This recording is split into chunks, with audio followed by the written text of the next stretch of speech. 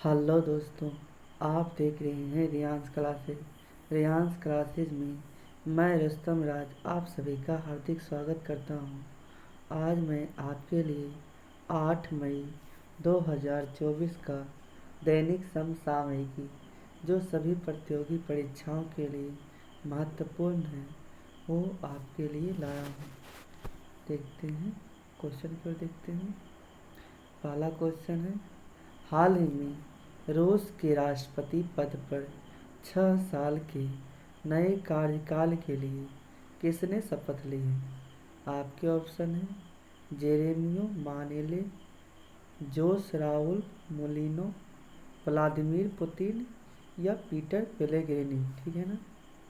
तो यहाँ जो है आपका आंसर होता है व्लादिमीर पुतिन। ठीक है। इन्होंने व्लादिमीर पुतिन ने पाँचवीं बार राष्ट्रपति पद की शपथ ली है। ठीक है ना। इनका कार्यकाल 6 वर्ष का रहने वाला है। ये 2024 से 2030 तक इनका कार्यकाल रहेगा। ठीक है ना। अगर आपसे पूछे कि रूस में सर्वाधिक टाइम तक राष्ट्रपति पद पे कौन रहा है, तो ये फर्स्ट पर है स्टालिन साहब। और दूसरे नंबर पे आते हैं पुतिन साहब। ठीक है ना। इनका जो है व्लादिमीर पुतिन को कुल वोट का 89% वोट पुतिन को मिला था। ठीक है ना। और इनके विपक्षी उम्मीदवार का नाम था एलेक्सी। क्या नाम था? एलेक्सी। ये विपक्षी उम्मीदवार थे। इनकी अभी हाल ही में मृत्यु हो चुकी है। अगर आपसे पूछे कि रूस की राजधानी कहाँ है, तो रूस की राजधानी मॉस्को है और यहाँ की मुद्रा रूबल है। ठीक है ना। यहाँ की मुद्रा रूबल है। आगे देखते हैं। हाल ही में भारतीय क्षेत्रों को दर्शाने वाला 100 रुपये का नया नोट जारी करने की घोषणा किसने की है? आपके ऑप्शन है चीन, पाकिस्तान, मालदीव या नेपाल। तो यहाँ जो है यहाँ आपका आंसर होता है नेपाल है। ठीक है ना। यहाँ के पीएम कौन है? तो पुष्प कमल दहल प्रचंड यहाँ के पीएम है। ठीक है ना। इस पे जो है नेपाल का नक्शा 100 रुपये का नोट जारी किया है। ठीक है ना। इस पे काला पानी रिपुलेख जो भारत का अभिन्न अंग है इस नोट पे अंकित किया गया है। ठीक है ना। अगर आप लोग से पूछे कि नेपाल की राजधानी कहाँ है, तो काठमांडू नेपाल की राजधानी है। ठीक है ना। और यहाँ की मुद्रा नेपाली रुपया है। ठीक है ना। काठमांडू कहाँ का मुख्यालय है, तो ये सार्क का मुख्यालय काठमांडू है। आगे देखते हैं। हाल ही में दुनिया की पहली सीएनजी मोटरसाइकिल लॉन्च करने की घोषणा किसने की है? आपके ऑप्शन है Hero MotoCorp, TVS Motor Company, Bajaj Auto या सुजुकी मोटरसाइकिल। तो ये जो है विश्व का पहला सीएनजी मोटरसाइकिल है। इसको किसने लॉन्च किया है? ये बजाज ऑटो ने लॉन्च किया है। ये हाइब्रिड होने वाली है, मतलब सीएनजी पर भी चलेगा और पेट्रोल पर भी ये मोटरसाइकिल चलने वाला है। ठीक है ना। सीएनजी जो गैस है सीएनजी जो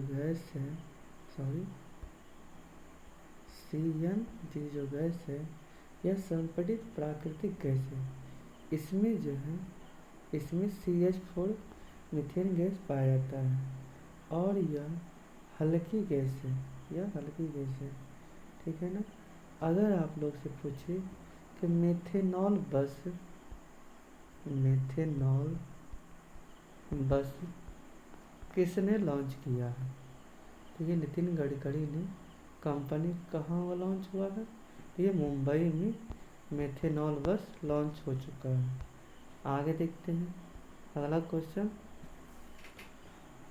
भारतीय अमेरिकी अंतरिक्ष यात्री सुनीता विलियम्स तीसरी बार किसके सहयोग से अंतरिक्ष के लिए उड़ान भरेगी?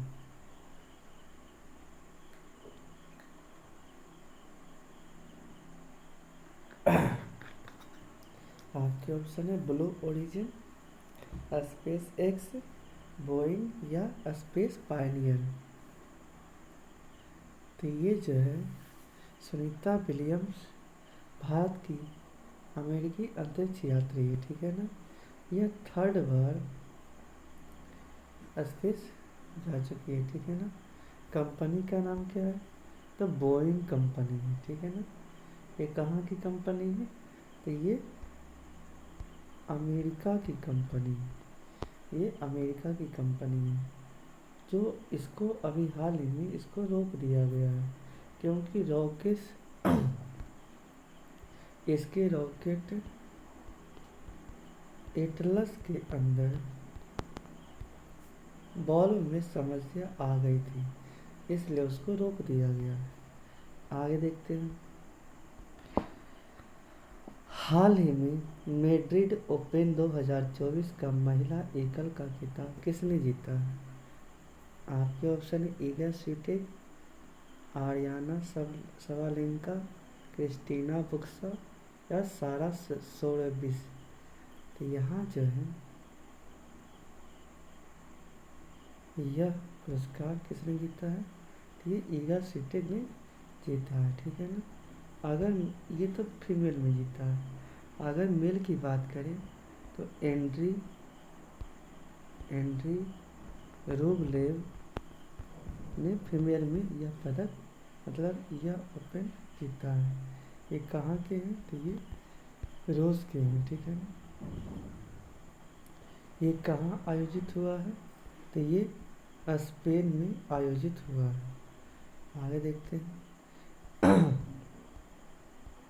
हाल ही में माइंड ग्रोथ टेक्नोलॉजी द्वारा लॉन्च भारत का पहला वाणिज्यिक उच्च प्रदर्शन वाला चिप कौन सा है? आपके ऑप्शन है PWD 200B, secure IoT, Durga 2 या रॉक्स 2। तो ये जो माइंड ग्रोथ टेक्नोलॉजी है ये चेन्नई स्टार्टअप ने इसको शुरू किया है, ठीक है ना।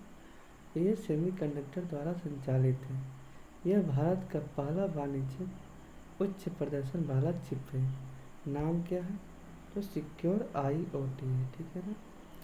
इसका यूज माइक्रो कंट्रोलर के रूप में हो सकता है या पढ़ने योग्य वस्तु में इसको लगा सकते हैं या स्मार्ट सिटी उपकरण में इसका उपयोग किया जा सकता है, ठीक है ना। अगर आप लोग से पूछे ये जो है FWD 200B क्या है, तो ये भारत का पहला स्वदेशी बम वर्षक मानव रहित विमान है। ध्यान देना है, ठीक है ना। आगे बढ़ते हैं।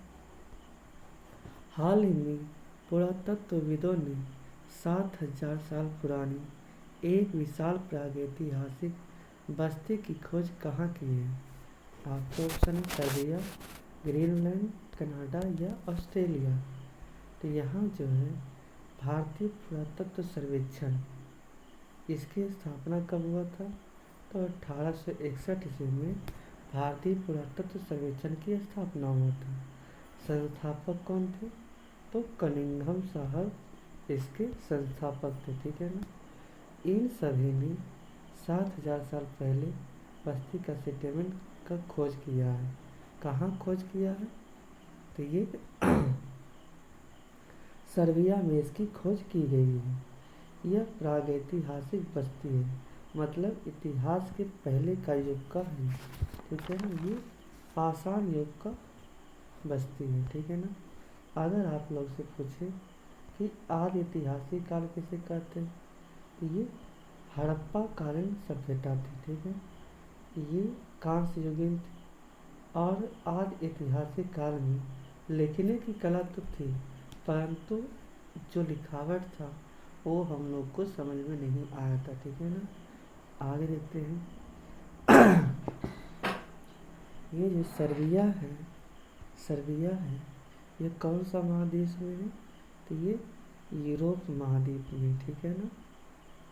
पहले इसके स्थान पर यूगोस्लाविया था। सर्बिया के स्थान पे यूगोस्लाविया था, ठीक है ना। और सर्बिया की राजधानी कहाँ है? तो सर्बिया की राजधानी बेलग्रेड है, ठीक है ना। बेलग्रेड में ही गुटनिरपेक्ष आंदोलन का पहला बैठक जो 1961 ईस्वी में हुआ था, बेलग्रेड में ही हुआ था, ठीक है ना। और अभी गुटनिरपेक्ष आंदोलन का कहाँ हुआ है?